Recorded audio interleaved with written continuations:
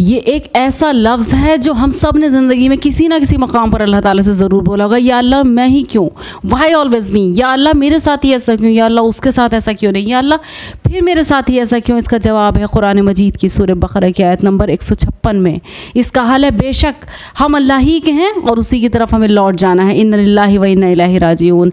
जब कुछ छिन जाता है तो उसका जवाब छिपा है इस आयत में। ऐसा इसलिए ताकि आपको याद दिलाया जाए कि ये दुनिया दर हकीकत नहीं बल्कि हकीकत का एक अक्स है। आप जितनी मर्जी कोशिश कर लें इस अक्स से कुछ हासिल नहीं कर सकते। आपके एक हाथ लगाने की देर है और इस अक्स ने गायब हो जाना है। अगर कुछ हकीकत यहाँ है तो वो अल्लाह है।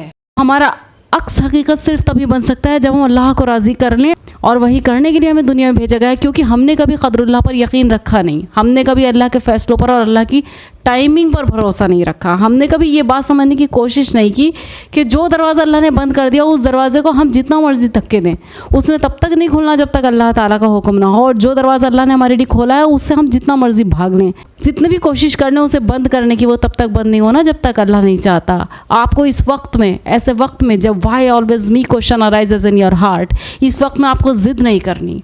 आपको अपनी सारी ज़िंदगी उस एक बंद दरवाजे के लिए ख़राब नहीं करनी। जब आपको अल्लाह पर तवक्कल रखने का कहा जाता है तो इसका मतलब ये नहीं होता कि आपसे ये कहा जा रहा है कि दुआ में कोई ताकत नहीं है या आप दुआ करना छोड़ दें, बल्कि आपको सिर्फ ये समझाया जा रहा होता है कि एक महदूद वक्त तक कोशिश भी करें और दुआएं भी मांगें, लेकिन फिर जब उस वक्त तक भी कोई हल ना नज़र आए तो अल्लाह से एक दुआ ज़रूर मांगें कि अल्लाह आप मुझे अपने फ़ैसलों पर मुतमईन होने की हिम्मत और तौफीक दे दीजिए, और आपके दिल को उस रास्ते पर मोड़ दें जो आपके लिए बेहतर है, और ख़ुद को उन चीज़ों के लिए हल्कान बिल्कुल ना करें जो आपके हाथ और ज़िंदगी से निकल गई हैं।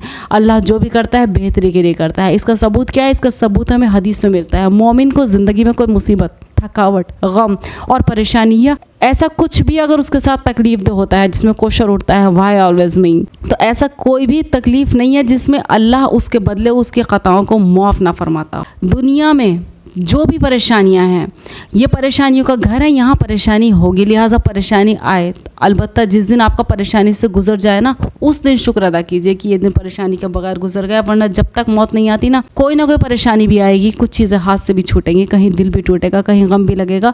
अलबत्ता हम अल्लाह ताला से मांगते रहें कि अल्लाह अव्वल तो परेशानी से बचा लीजिए, और अगर कोई आ भी जाए तो फिर हमें सब्र की तौफीक अता फरमा दीजिए, और हर हाल में उस चीज़ पर राज़ी रहिए। आँखें अश्कबार भी होंगी, दिल गमगीन भी होगा, मगर ज़ुबान से वही अल्फाज कहिए जो अल्लाह ताला के लिए पसंदीदा हों। अल्लाह ताला के शाया निशान हो के अल्लाह, ज़बान से वही कुछ कहा जाएगा जो तुझे पसंद है, और आखिर तक ये मांगते रहिए या अल्लाह सब्र, या अल्लाह शुक्र। इसकी तौफीक हमें अता फरमा दीजिए कि ये वो दो नेमतें हैं जो कुछ ना होने के बाद भी आपको थकने नहीं देंगी, आपको हारने नहीं देंगी। Thank you so very much.